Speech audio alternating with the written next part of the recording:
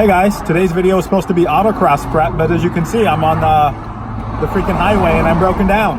Hopefully the tow truck is here soon. Hey guys, back home.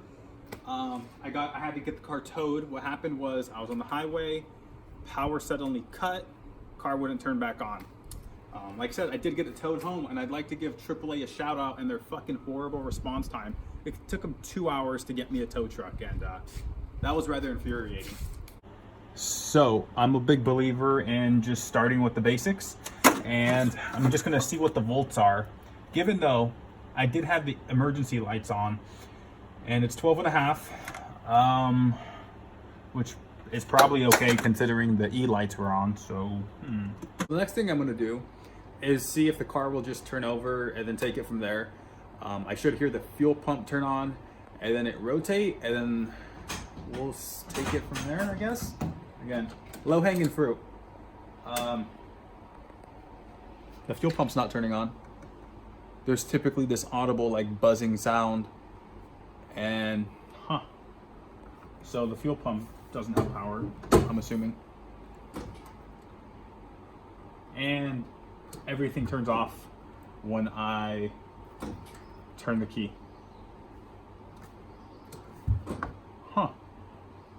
This is probably going to be a pretty big wiring issue, maybe. I'm going to check fuses and then go from there.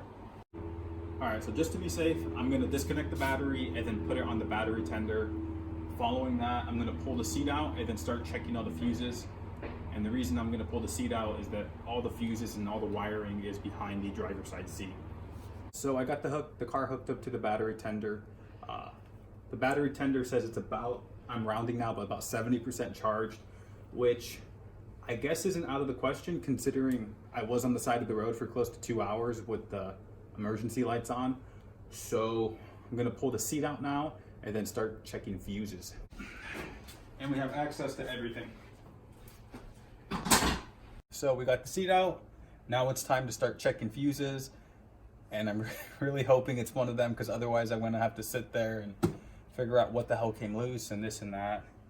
So I will say the thing that's gonna be hard about this is that because this is a bunch of different wiring spliced together, nothing's labeled.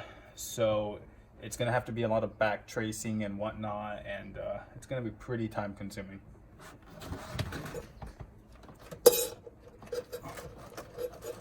Oh God, this is just fucking horrible. Why would anyone do this?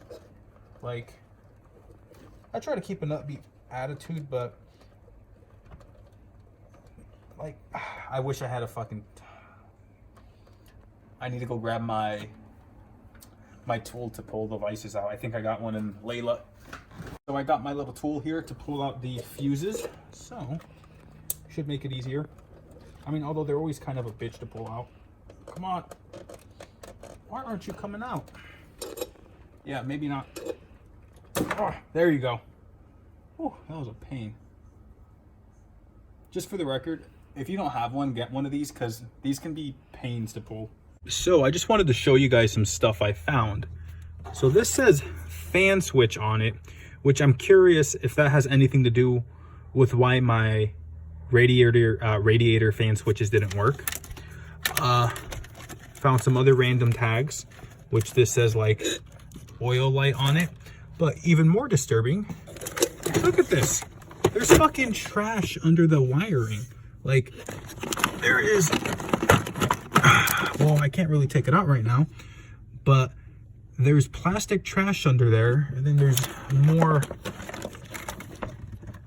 crappy wiring, so that's great. I checked all the fuses and they look good. I still need to double check the relays because there's like 2 or 3 of them in there. So I probably should say what happened was I hit the throttle, I accelerated for a second, and then the car cut power, which makes me think that like a wire came loose. The reason I think that is the car is rather dramatic under load, so it's not going to be fun figuring that out. On a positive note, I finally got around to putting on the race numbers. They look pretty kick-ass. Again, shout out to my friends for hooking me up for that. I will put their Instagram somewhere up on the screen. Yeah, also, I got another seat for the car, a matching one. So that looks pretty kick-ass. On an even greater note, I got Layla working again.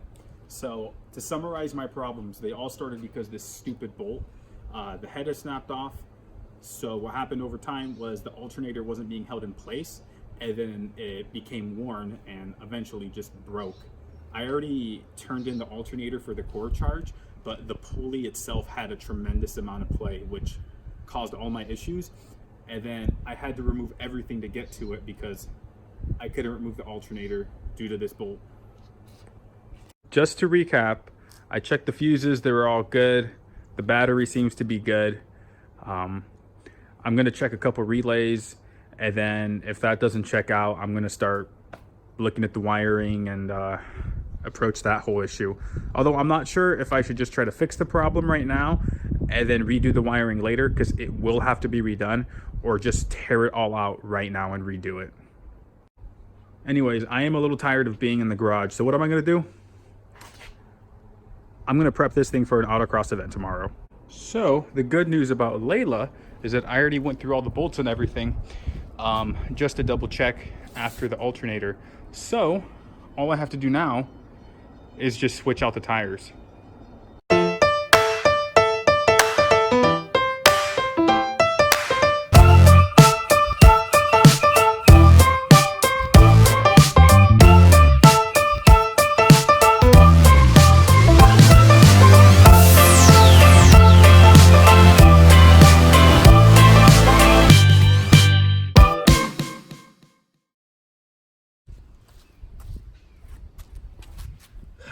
As you guys can see back here, I got the tires switched out.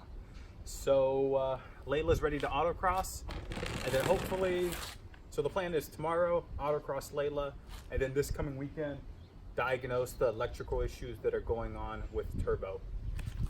Anyways, I hope you guys enjoyed the video, and as always, please like, comment, and subscribe.